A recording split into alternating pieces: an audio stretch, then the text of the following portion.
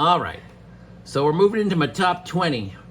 And nothing says Christmas holiday season like this next book, Lesson Zero by Bret Easton Ellis.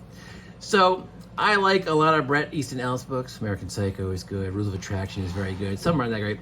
But this one, again, is my favorite by a wide margin. It's so epically miserable that I love it. It's just full of terrible people, and it makes you go, wow, the world is truly a horrible place. And once the sun explodes, we'll all be better off. So if that's the mood you want, this is the book for you. Characters are interesting. It's fast-paced. It's funny in parts, but it's mostly just so dark. It's about these spoiled, horrible pieces of garbage young people who are wealthy and don't care about anything about except for the next minute of their lives and how entertaining it's going to be. It features one of the darkest scenes you are ever going to see near the end of this book. So if you are a person who needs trigger warnings, don't read this book. Just don't even read the book. Okay, there's not enough warnings to give you. But if you can deal with some super dark material and you just want to see a really insightful look at just how horrible people are, this is it. The new one's supposed to be similar to Lesson Zero, so I'm kind of excited. Yeah, I mean, I really like American Psycho. What's interesting is American Psycho, which is about a psycho who kills people for the enjoyment of it, is not as dark as this book, in my opinion. It's a little more gross, a little more detail. It's kind of gross in American Psycho. But Lesson Zero, one of the darkest books I've ever read. All right, so that's my top 20. Here's yet another book I don't have that I used to have. This is The Graveyard Book by Neil Gaiman.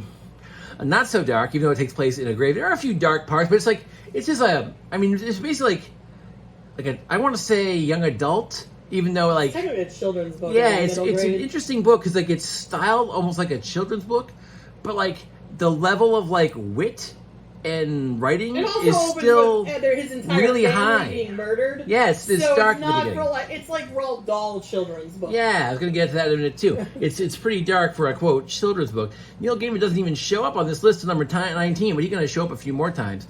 But yeah, it's about this kid whose family gets murdered, so he has to escape, and he hides in a graveyard to escape from this killer. And when he's in the graveyard, he encounters all the various entities and spirits and people. I think there's one or two people.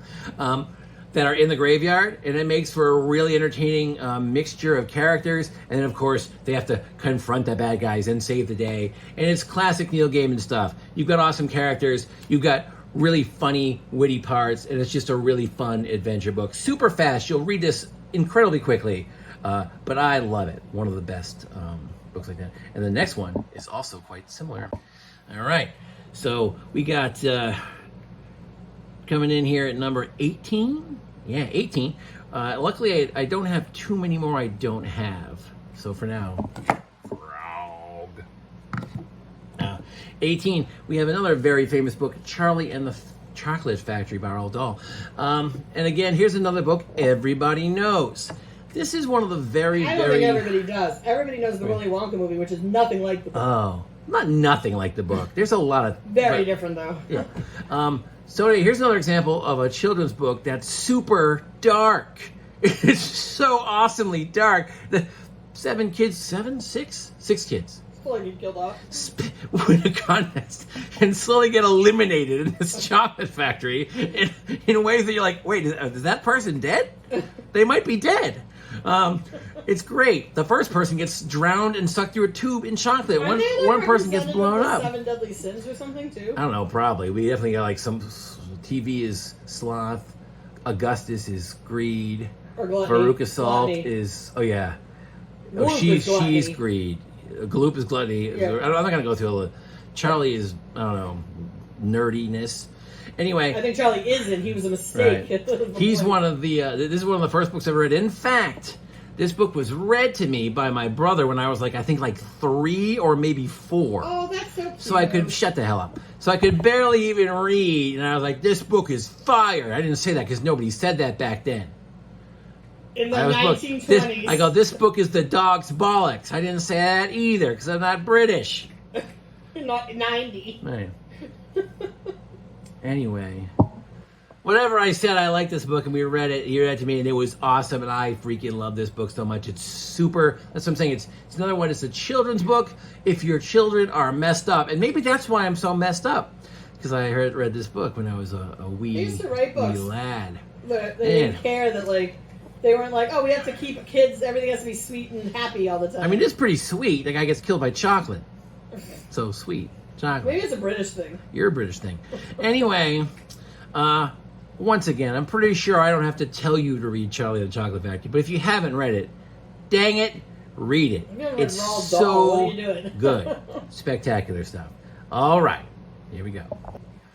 All right. Chomping into the 17th spot, we have Dr. Acula. Yet another classic book here. Oh, I like this cover with the cool castle. It's very relevant because of the new movie. Oh, yeah, it's the movie, Last Voyage of the Demeter. It's probably, although it's not super central to like the characters of the main plot of the story, it's maybe my favorite chapter in the book. I saw they were making that in a movie, and I was like, hell yes, I'm gonna watch this movie. That's the best freaking chapter. If you don't know, it's where the coffin of Dracula is being brought across the seas so he can make his home in London. And of course, it's a long, stormy-filled trip, and he's gonna eat on the way, so he'd be snacking on the crew. It's awesome. It's seriously one of the best chapters in any book ever, and my favorite chapter in this book. But also, this is in general a really fun sort of, heroes versus the monster book. Will also be in the most Victorian era book that ever Victorianed in a Victorian era. Like, this dude is so afraid of sex, I think he orgasmed when he wrote the letter D on the top of the book.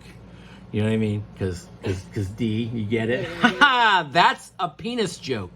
Anyway, the guy's so repressed. There's so many, the sexual symbolism in this book is so aggressive that it gets to the point Bram, do you know what you're doing here?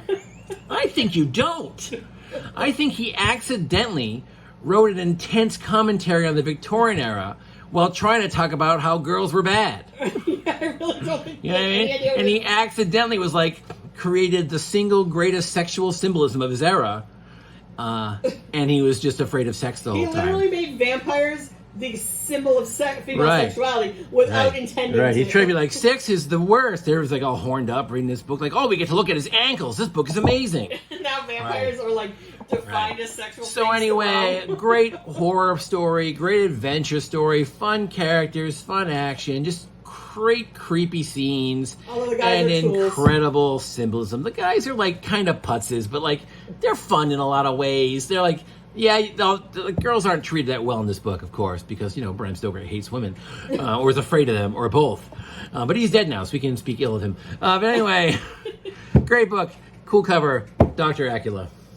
Yeah, we went to Ireland, right? We were in Ireland, and they were telling us about his life. And they were like, he was super repressed. And we're like, oh, that makes sense now. Yeah, it's pretty clear that he had some issues. Because his mom was not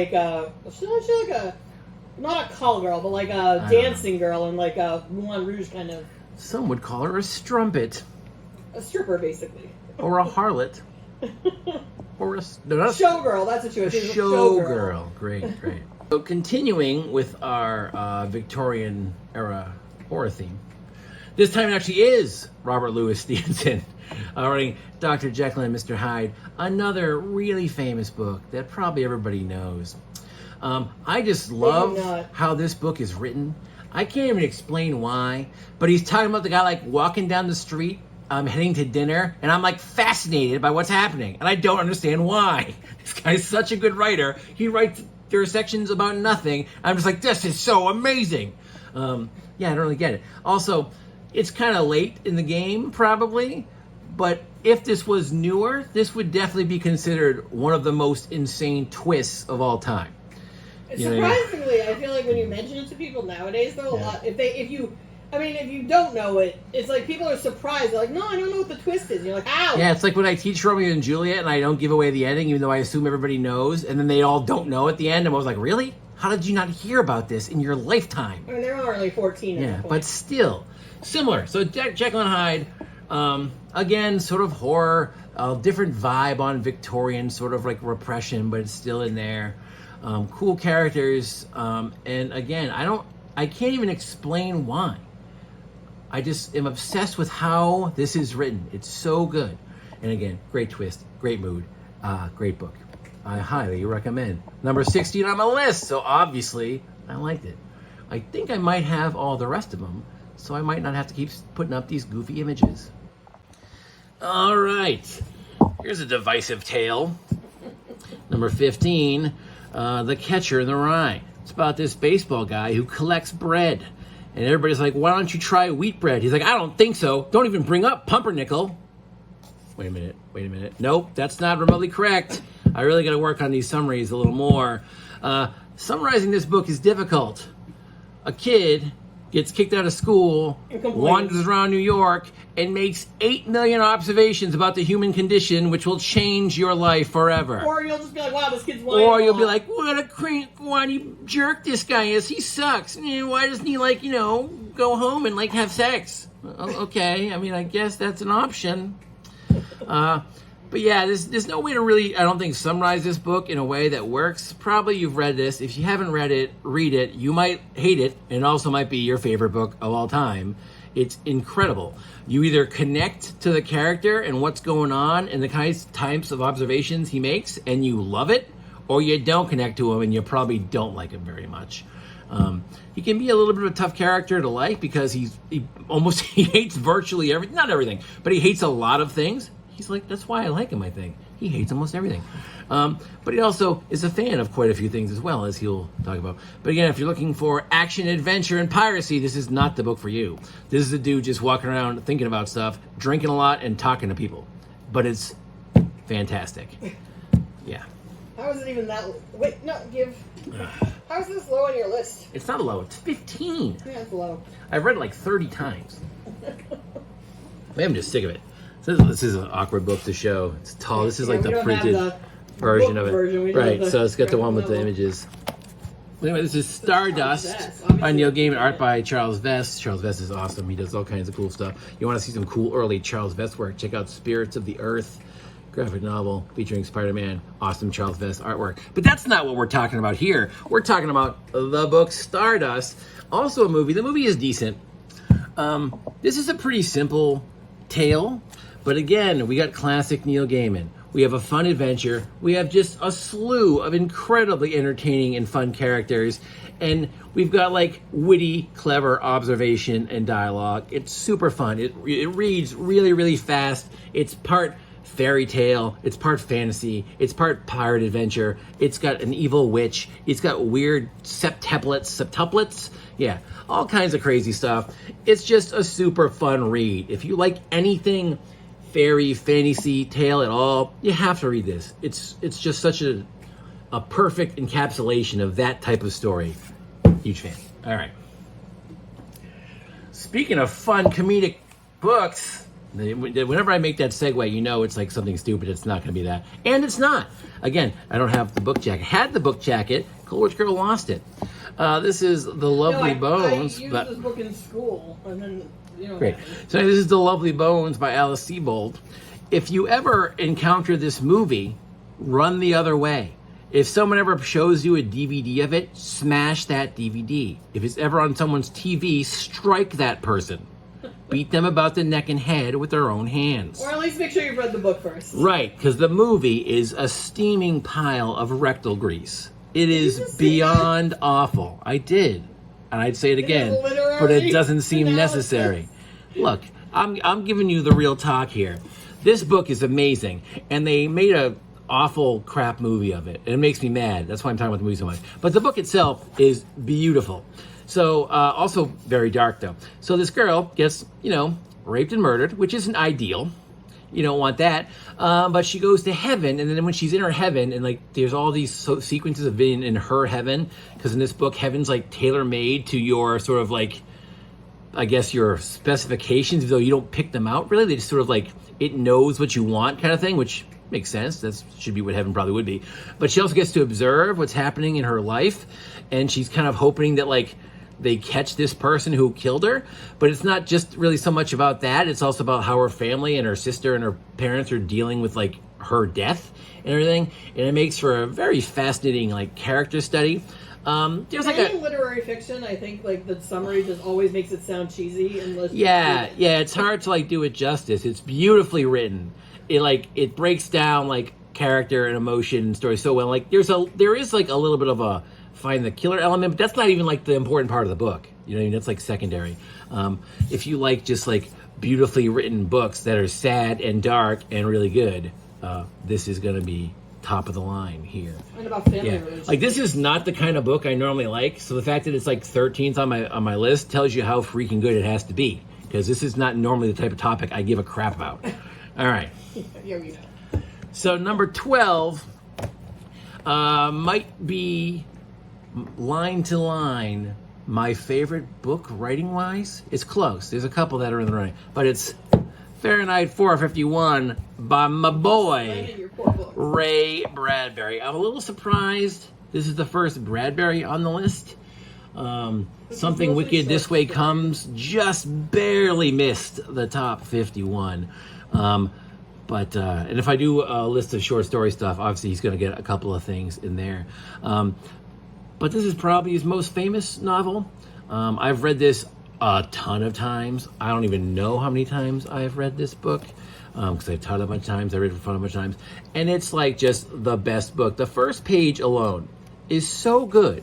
It makes me want to grab people on the street and just beat them in the face until they appreciate how good this is. It was a pleasure to burn is the first sentence, right? I strode in a swarm of fireflies. What? It's too good to even tell you about. You can't handle it, YouTube people. You can't handle it. It's that good. Anyway, it's about a dude, more dystopian stuff. He's a firefighter, but in this time, firefighters go around and they burn everything. They burn like books, they burn art, they burn anything that might make you think or rise up against the government. Light the match or whatever.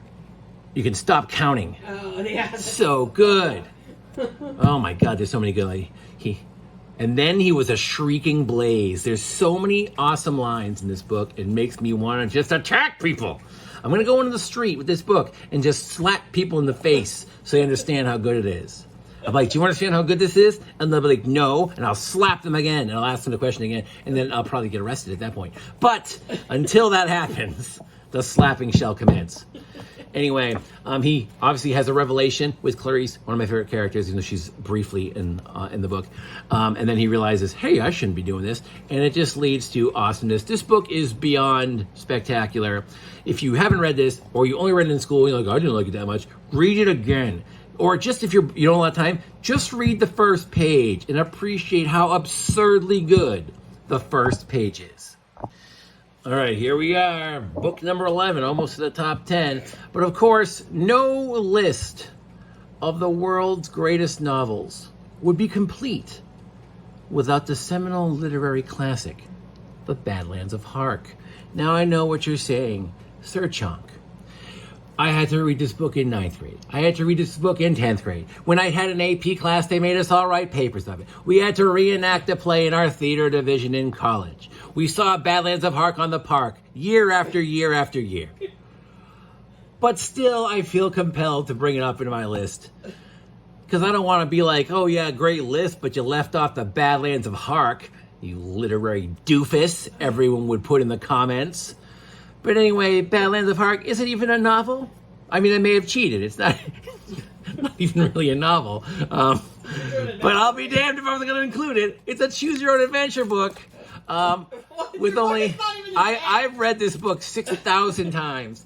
This is the only choose-your-own-adventure book that I'm aware of that only has one successful ending. Of like the 150 some odd endings or whatever, you die like every single time except once.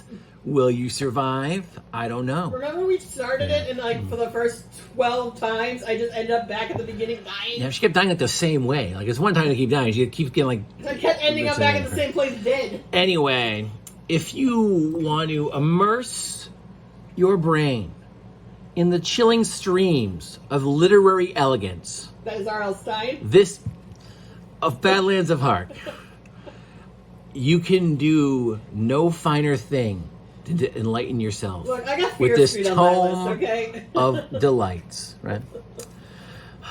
I don't even know how many times it's won the Pulitzer. Look. So, like, normally we only have books win Look the at the inside of your book. Yeah, it's a little damaged. There may have been some food mishaps here. Probably while I was probably reading it, and then I heard on CNN that this book had won the Pulitzer for the 7th time. I was like, oh, and I dropped my devil dog or whatever. I was like, dear God, a 7th time? Usually you only win the Pulitzer once. But not in this case. Is there a finer literary classic than Badlands of Hark? I think history will tell us no. Was number 11? Yes. Okay. So now we move on from that to 10 books. 10 books I like more. All right. So we got another one of these Stephen King fellas books. Again, I know I got too much Stephen King on my list. I probably should have weeded it out a little more. But what do you want? It's my list. This is Wizard and Glass. This is part 4 of The Dark Tower. This is the one that has sort of like the flashback. So if you don't know much about Dark Tower, first 3 books, adventure, blah, blah. It's like this epic, huge story that goes across like so many of Stephen King's books. It's ridiculous. But the main core story is 7 books. This is the special. Yeah, this is the special. He did the interior. McKean does the interior of where the heck I can't find a single one. Can't find any of the pictures. There's one. Just look how beautiful that white page is. Hey, there's a creepy looking guy. Oh yeah, David McKean's art is so McKean good. does the art on this. It's awesome. But anyway, the first 3 books, gathering here and stuff, and they keep referencing this part that came before book 1. And this is sort of the story is mainly about the early days, the prequel, if you will. And it's awesome. It's mostly a Western. It's unbelievable. It has some of my all-time favorite characters. Cuthbert is in this book. He's one of my favorite characters of all time. And it's amazing. And the only problem with this book is it follows up a cliffhanger. So book 3 ends on a cliffhanger. And there's like 6 years before this book comes out. And this book doesn't address the cliffhanger till the end of the book. And as you can see, it's kind of long. So you're like, can we figure out what happened with the cliffhanger? And Stephen King, everyone hates it. Stephen King's like, sure, after just 800 pages about these guys.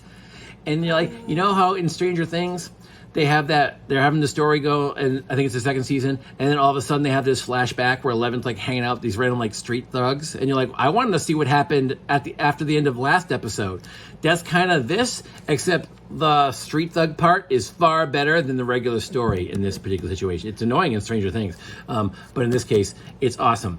And if you are going to read The Dark Tower, after you read number 4, stop reading, because they become awful after this. 5, 6, and 7 are pure crap. Read the first 4, then pretend nothing else happened. Trust me, it's for the best. Okay, here's a peculiar little book. This is number 9 on my list. This is The Black Stallion by Walter Farley. Yep, this book was just recently procured for me. Apparently this was happy birthday, Mom, with love from Susie. Aw, and they proceed to spill watercolor paint across it. And then, because, you know, Susie was finally like, I'm stealing this book back, Mom. You suck. Anyway, I read this book a long time ago, and I was obsessed with it. I read it a bunch of times. Basically, it's this dude, it's a kid, I think he's like 13 or something. He gets like trapped on an island with his horse, and the horse is like, screw you, kid, I hate you. And he's like, well, I think you're all right. And then, of course, it's a book, so they become bestest pals. And then eventually he gets saved, gets free of the island, and then he enters this like famous, like epic horse, I think in like, epic, he enters a horse, that's disgusting. No, he enters a horse race, a famous horse race. Equus, not... no horses were harmed in the making of this YouTube review. But anyway, he enters this very famous horse race. I think it must be in Saudi Arabia. I think they call it the Arabian horse race. So you'd think it'd be Saudi Arabia. Anyway, awesome. I don't know. I couldn't get enough of this when I was a kid. I just thought it was amazing. So this is another sort of nostalgia ranking. I haven't read this in forever. I don't know if I'd still like it if I read it now. But I love it so much when I read a kid that it jumps in here at number 9. Slamming your on the list. The Poor Charizard, he's getting beaten down, but the Papagino's knife is safe. Oh, yeah. I don't mean to give this the old booper. Okay. So now we got book 8. I should have put in this 22nd spot, but I couldn't do it. So Catch 22, book 8. I Slaughterhouse 5 think this is my last Did Slaughterhouse book 5 to not make your top 50? It did not. It wouldn't make my top 100. Slaughterhouse 5 I don't like that much. I mean, I like it, but like it's not like Not one everyone of my likes it. favorites. It's so weird. Tralfadorians, time doesn't exist. I know we ain't got to make a time for their non-time. Anyway, Catch 22. Slam your damn bucks. I'll slam what I want. Yeah. There's a sequel to this I have just a few feet to the left of me that I haven't read yet, but I definitely got to read it soon. So I heard this book was pretty good, and I picked it up one day, and I started laughing on the first page. Now, there's not very many books that, especially novels, that you're going to start laughing about what's happening in the first page. This book is hilarious. It's also incredibly sad. It's also incredibly heroic and exciting. I don't know how else to describe it. There's a TV show that's pretty solid, but just can't capture the mood right. It's hard to do. But this book is sort of making fun of the military and how just horrible and evil and miserable it is, and how all these people are dying and their lives suck, and yet somehow it's also incredibly hilarious. Just to give you one example of what happens, there's this one character who dies because not making fun of soldiers, no, it's not making fun of soldiers, making fun of the military structure, it's a little bit hyperbolic, but it's really good. It's great. One character dies because his roommate's cat sleeps on his face. And he's always like, I'm terrified, your cat's gonna sleep in my face. And he suffocates because the cat sleeps on his face. It sounds like such a stupid thing, and it is really stupid. But the book's amazing. That's maybe not a great example of the comedy, because it's a little bit more of the stupid things. But overall, great observations, hilarious. You wouldn't think a book about how everyone's lives suck could be so funny, but it is. I love this. You should read it. 22, one could say. Indeed. Wait, is that where the saying comes from? Oh, yeah. All right, here's number 7, more Stephen King. I'm sorry. So, The Talisman. Talked about this before. Co-written by Stephen King and Peter Straub. A lot of people hate this book. I love it. World-hopping stuff, great characters, some tragedy, a really good ending. It's like an on-the-road adventure story, and features one of the most awesomely horrible villains of all time, and just super enjoyable.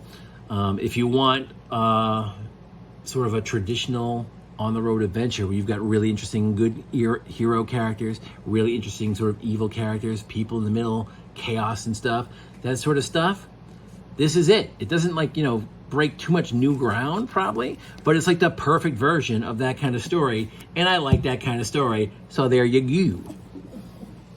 All right, these books are gonna fall over again soon. Can we finish in time? Here's book 6, I Am Legend. I mean, I'm not, but the dude Neville is Neville, right? I believe Neville's the main character's name. He might be. So there's a movie about this, kind of. There's 3 of them. There's Omega Man, there's The Last Man on Earth, and there's I Am Legend. And none of them really come close to having what this book has in it. The Last of Us is more Yeah, the story is not... If you've seen the movie I Am Legend, it only very, very lightly connects to the book. Maybe 10%. It's just so... Even if you really like that movie or you don't like that movie, that should have no impact on whether you read this book, because it really doesn't have much to do with it. So there's this dude. Every single person on the planet basically gets infected by this disease and turns into a vampire. Except for this one dude, because he got bitten by a vampire bat when he was young, and so his blood didn't get affected. So he's literally the only human on the entire earth that's not a vampire. Which vampires like to eat humans, so as you may have guessed, they sure as heck all want to eat him. So he spends most of his time preparing his house to not be destroyed in the nighttime and being crazy. And then the day he goes out and makes repairs and stuff. And then what's interesting, and one of the reasons I like this book so much, is he sort of goes out and just murders tons of the vampires just to clean them out like they're nothing. And sort of it's a reverse where the vampires start looking at him like he's the horrible, evil, legendary creature that murders everyone. So good. Anyway, there's a dog in here. Spoiler, the dog dies, and it's the saddest damn thing you ever did see. So if you're going to get miserable like I do with the dog dying, maybe don't read this book. It makes sense for the book, though. Yeah, it works for the story. It has to work for the story. If it's his solitary, like his solitude, like has to exist, so like it has to be. But it's incredible. This has is it my favorite ever? This might have my single favorite ending of any book ever. It's definitely up there. It might be the very most favorite. It's so awesome because like it's quick and it just sort of like reveals the whole vibe and the whole point of the book. It's great. Can't get off this book. Amazing. All right. All right. You guys still alive out there in YouTube world? Did you actually watch this video? Man, you guys must be bored off. Anyway, so we have the last Neil Gaiman book. This is number 5 on my list. This is Neverwhere. And this is a glorious book of awesomeness. Again, I keep saying this. Neil Gaiman, he sets up a really fun adventure. He gives you incredibly great characters and witty, clever dialogue. And it's on here. This is the best thing he's written, in my opinion. Marquis de Carabas is one of my favorite characters of all time. We've got London Below, so where he's got the sort of the evil, dark version of London he has to travel through, and there's a top version. All these characters and all this adventure, and again, it's just so fun. Dora, I love Dora. Dora's the main one of the main characters. She's really cool. She can open doors to places, which is pretty useful. But yeah, it's hard to explain this. You just really have to read and appreciate how this is signed by Neil Gaiman. Yeah, no. Oh, okay. Yeah, this autograph. So anyway, this is pretty cool. Great book. I love it. Super fun adventure ride. All right. So number 4, here's yet another one most humans know. Agatha Christie's, and then there were none, sometimes known as is it 10 Little Indians they used to call it? Yeah, but now you're not really supposed to say that. So now it's and then there were none. Well, the poem was racist, and then got racist, the poem was racist, and they made it slightly less racist, and then I don't know if they continued to racist. The poem is still racist. What are you gonna do? It's not her fault. She wrote the poem. Anyway, she wrote a lot of books a long time ago. So of course everybody knows Agatha Christie. She's like the queen of mystery, basically. And I'm gonna say I only read a few of her books, but I think a lot of people would consider this among her best, if not her best. I've read a decent amount of mysteries, not a ton, but obviously this is my number 4 book, so this is my favorite mystery of all time. I don't get hornswoggled too often, right? It's very rare when you're reading a mystery and you're like, I didn't think that was what was gonna happen. That's what happened here. Incredibly, but first of all, I love the setting. We got 10 people. Actually ends up being like 12, right? With no, they're part of the 10. Oh, they're part of it. So it's just the 10. So 10 people trapped on an island. They can't leave the island. And you guessed it, they're getting killed off one at a time, and they don't know who's doing it. And there's a poem. Man, the characters in this are awesome. The setting, again, it's maybe my favorite setting. All the poems are right. Cool. There's deaths that tie into the characters. They sort of like tell you what's going to happen without telling you what's going to happen. Amazing. If you like mysteries and you haven't read this book, I don't have anything else to tell you except stop watching the rest of this video and go read this book now. Go read this book. It's the best mystery of all time in this Chonk's opinion. All right. Number 3. So luckily, this is the last Stephen King book I'm going to stick you guys with. Yeah, 2 more to follow. So this is Sam's Lot, my favorite Stephen King book. It's the vampire book. Again, I talked about this before, as I keep saying, so I'm going to go quick. But small town, a lot of characters, mysterious people moving to town, turns out one's a vampire. He starts making more. Problems arise. It's great. One of the best endings of any Stephen King book. It's sad, too. And features probably one of the most surprising character deaths of any book I've ever read in my entire life. Like when this character died, I was like, wait, this is not what happens in books. I'm confused. Did I misread this paragraph? I have to go back because I was so shocked at this person's death. Anyway, awesome ending, awesome characters, great build-up, super spooky vibe. Just love it. Favorite Stephen King book, number 3 book of all time. Great book. All right, number 2. My boy Ray Bradbury gets back in here with Dandelion Wine, and even though the title is kind of like, what? Dandelion Wine? What the hell's that about? Also, it's listed as like a science fiction novel. It really is not. Yeah, so he writes a lot of science fiction. This is not really science fiction. There are a couple light science fiction elements that occur in this book, but this is mainly just like here to smash your face in with nostalgia and crush your soul. This is also signed, I believe. Yeah, I think I bought that for you. Yeah. Not that anybody cares. I don't know why I'm showing you this. You're like, why are you showing us He's some dead. scribble? Yeah, he's dead, unfortunately. So that's terrible.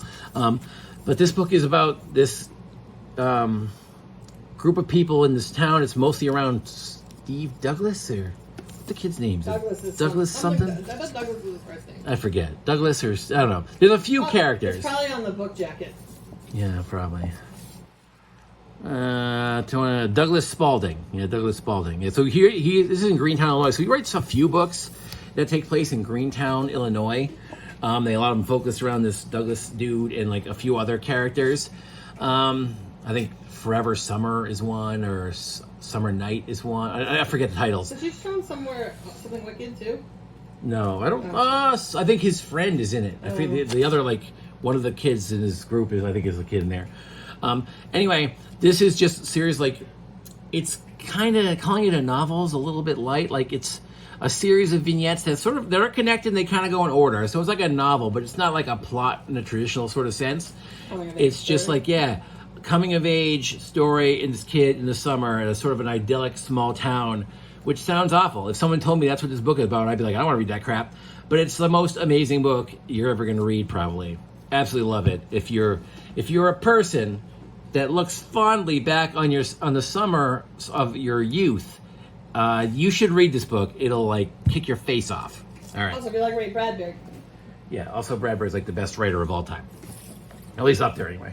All right. Number one. I'm gonna pause. You're excited to see. Drum roll.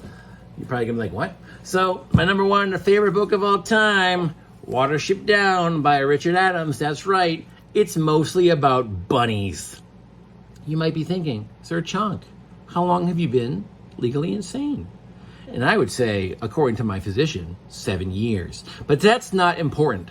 What is important is this story is sort of like the hero's journey, a lot of well-constructed archetypes, good versus evil, the beauty of nature, the dangers of nature, so many amazing characters. This it's kind of like, I don't even know how to describe it. It's again, it's another adventure. Game of Thrones with bunnies. It's not Game of Thrones with bunnies at all. It's like an adventure, like a bunch of bunnies have to escape this terrible situation, and they have to travel across England. But of course, it's dangerous for a bunny because everything's trying to kill you because you're a bunny. And it's amazing. It's some of the greatest characters you've ever seen. Who'd have thought they'd love bunnies so much? It's got a whole bunny language. Silfe Haraka if you don't like it. But anyway, really great book. Features, again, one of my all-time favorite characters, Bigwig. Love Bigwig. He stands his ground, bruh. Bigwig, this is Hazel. But Bigwig's going to stand his ground. You best believe it. So yeah, if you like... Hazel's the sort of like hero. He's like the leader. Yeah. If you like adventures and great characters and mythology and nature and just anything, this is the best book I ever did read. Absolutely perfect. Can't think bad about it. Love it. If you read this book and you don't like it, let me know and we'll meet up and we'll fight. All right. That concludes my list of 51 novels. If you do want to say, hey, you left this one book out, maybe I didn't read it. Maybe I think it sucks. Anyway, feel free to tell me how stupid I am in the comments. That's always enjoyable for me. And I'll see you next time. Yeah, but she doesn't know what she's talking about. She can't read. All right, so that ends the situation. Frog and Bunny. Boop.